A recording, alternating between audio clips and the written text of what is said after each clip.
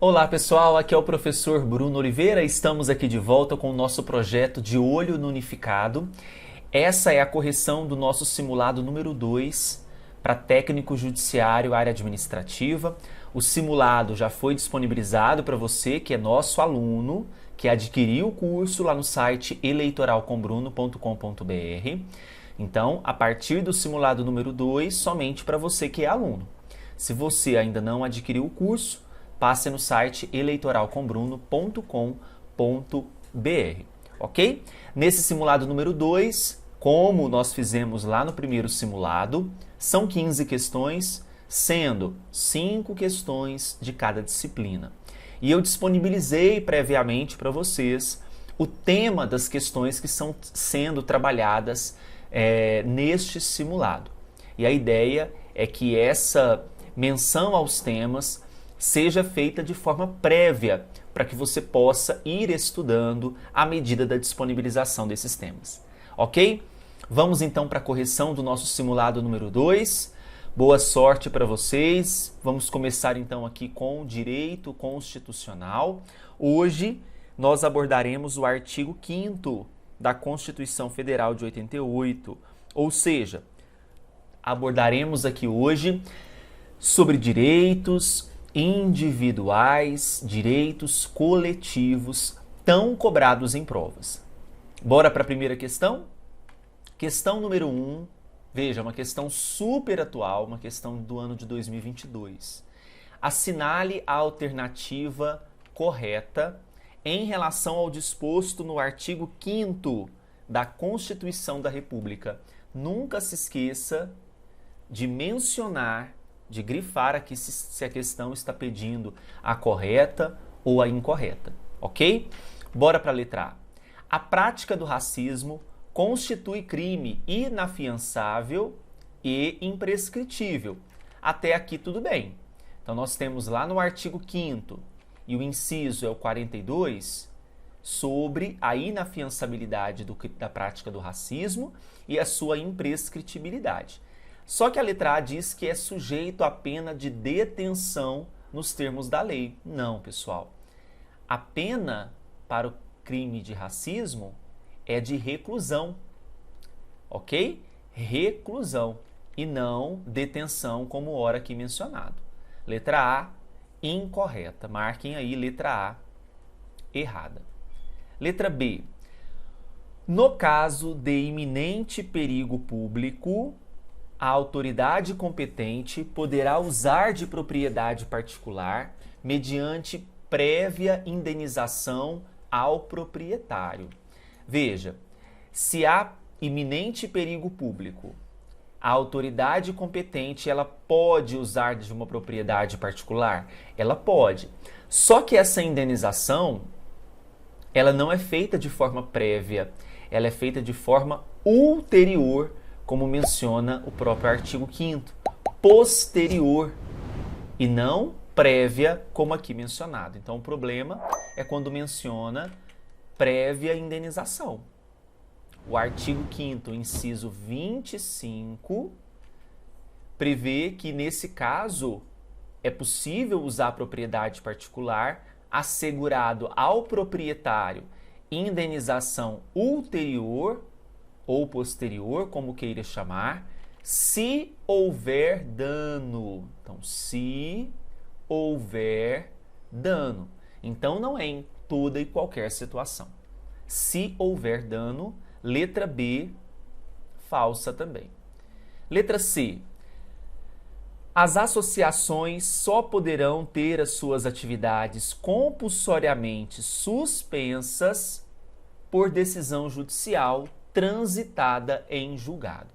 Quando eu falo das associações, nós podemos ter a dissolução das atividades, elas podem ser dissolvidas ou suspensas. Veja, claro, que a hipótese de dissolvida é mais gravosa, exigiria talvez um procedimento mais rigoroso, não é verdade? E realmente o inciso 19 do artigo 5º, o artigo 5º, inciso 19, diz que as associações só poderão ser compulsoriamente dissolvidas ou ter as suas atividades suspensas por decisão judicial, exigindo-se no primeiro caso, ou seja, no caso da dissolução, o trânsito em julgado. Então, quando a questão diz que em qualquer caso, né, colocou aqui que em caso de suspensão dependeria de trânsito em julgado. Depende de decisão judicial? Depende. Mas depende que seja transitada em julgado? Não, porque é uma hipótese de suspensão. Se fosse dissolução, necessitaria sim, ok? Desse trânsito em julgado. Letra C, incorreta. Letra D. A casa é asilo inviolável do indivíduo, ninguém nela podendo penetrar sem consentimento do morador, salvo em caso de flagrante delito ou desastre, ou para prestar socorro, ou durante o dia, por determinação judicial.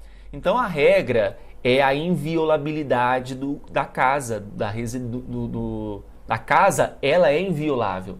Quando se trata do indivíduo, nós temos um direito que é garantido. Só que aqui nós não temos um direito absoluto em relação a essa inviolabilidade domiciliar. Nós temos exceções. Então, ninguém nela pode penetrar sem consentimento do morador, mas existem exceções. Por exemplo, flagrante delito, desastre, prestar socorro ou durante o dia por determinação judicial. A letra D é o gabarito da nossa questão. Será que a letra D mesmo? O inciso é o 11 do artigo 5º. Letra D está correta. Letra E. É livre a manifestação do pensamento, sendo garantido o anonimato. Não, sendo vedado o anonimato. Proibido o anonimato. Nós temos a garantia de liberdade da manifestação do pensamento, mas a vedação quando nós falamos aqui em anonimato, ok? Artigo 5º, inciso 4º. Gabarito da nossa questão nós já havíamos encontrado, mas só marcar aqui letra E falsa. O gabarito é a letra D, ok? Podemos avançar para a próxima questão? Bora para número 2. Vejam, XX, renomado escritor, decidiu elaborar uma ampla pesquisa a respeito da vida pessoal e também da vida profissional de conhecido político, o qual, além de estar vivo, concluíra há pouco seu último mandato eletivo e resolvera se retirar da vida pública. Preocupado com as repercussões do livro que pretendia escrever, solicitou orientação de um advogado a respeito da necessidade ou não de obter a autorização do político, ou, eventualmente, dos seus familiares, caso ele viesse a falecer durante a elaboração da obra. Então, quero produzir aqui um livro, uma obra sobre alguém, sobre um renomado, né, uma pessoa muito conhecida, né, um político, enfim. Veja que aqui, no caso, tem algumas informações. Ele está vivo, tá? Ele ainda está vivo. Solicitou orientação sobre a necessidade de obter ou não a autorização do político ou dos seus familiares, se ele viesse a falecer. O advogado respondeu corretamente à luz da sistemática constitucional que, letra A autorização, segundo o advogado, não é exigível, caso a publicação venha a ter caráter exclusivamente imparcial, sem críticas à pessoa e à obra pública. Então, não ter crítica seria requisito. B. Não dependerá de autorização do político ou mesmo dos seus familiares, já que a liberdade de informação deve preponderar. C. Somente dependerá de autorização caso o político esteja vivo quando da publicação, já que a intimidade é um direito personalíssimo. D. Sempre dependerá de autorização, pois como o político retirou-se da vida pública, a sua intimidade prepondera sobre o direito à informação.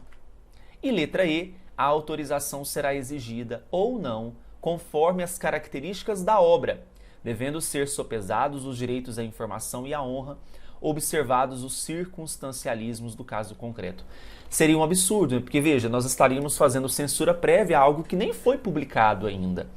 O STF se manifestou sobre a questão de produção de obras, de pessoas vivas, né? Se depende ou não de consentimento. A qual conclusão a Corte chegou?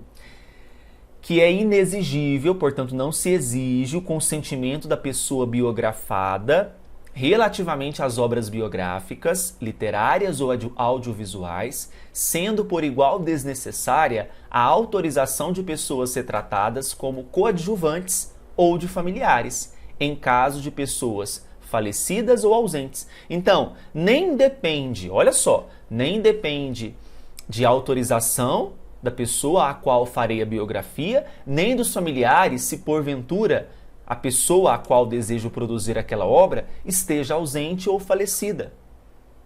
Esse é o entendimento do Supremo Tribunal Federal, ok? Então aqui na número 2, nós vamos marcar qual gabarito? O gabarito vai ser a letra B, concordam? Por quê? A letra B diz, não dependerá de autorização do político ou mesmo dos seus familiares, já que a liberdade de informação, olha só que interessante, já que a liberdade de informação deve preponderar. Essa liberdade prepondera. Tudo certo? Bora para a questão número 3. Considere as afirmações abaixo segundo a Constituição da República Federativa do Brasil. Assertiva número 1.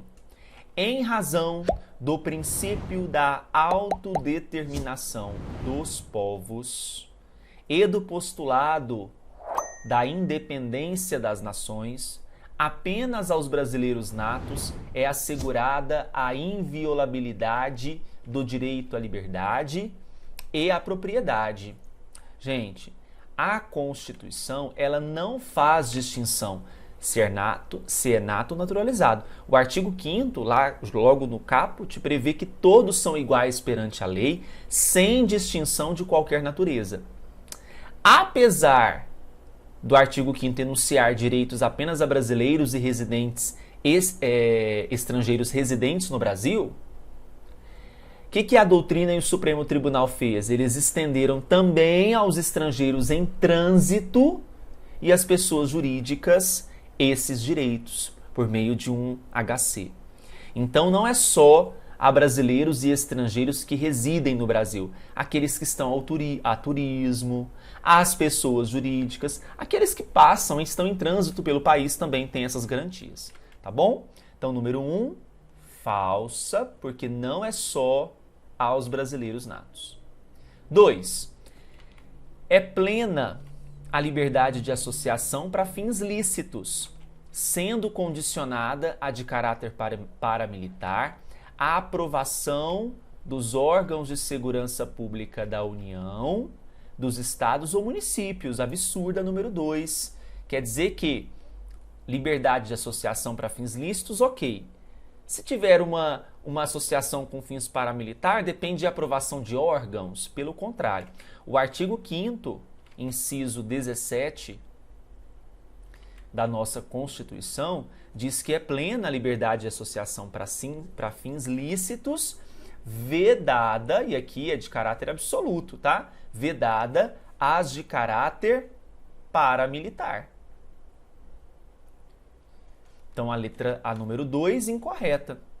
3. A prática, olha só, caindo de novo essa questão, hein? A prática do racismo constitui crime inafiançável e imprescritível, sujeito à pena de reclusão.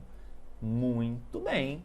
Falamos sobre isso, já respondemos uma questão sobre essa assertiva número 3, não é? O inciso, mais uma vez cobrado, 42. Não é detenção, é reclusão. 4. No caso de iminente perigo público, a autoridade competente poderá usar de propriedade particular. Assegurada ao proprietário, olha só, indenização ulterior se houver dano. Não é indenização anterior, é indenização ulterior se houver dano posterior. A número 4 está correta. O inciso aqui é o 25, tá bom? Então, verdadeiras, nós temos aqui a assertiva número 3 e a assertiva número 4. Marquemos então a letra I como gabarito para a questão 3. Próxima questão. De acordo com a Constituição Federal de 88, analise as assertivas em relação aos direitos e garantias fundamentais e identifique as corretas. Número 1. É livre a manifestação do pensamento, sendo facultativo o anonimato. Mais uma vez, sendo cobrado isso.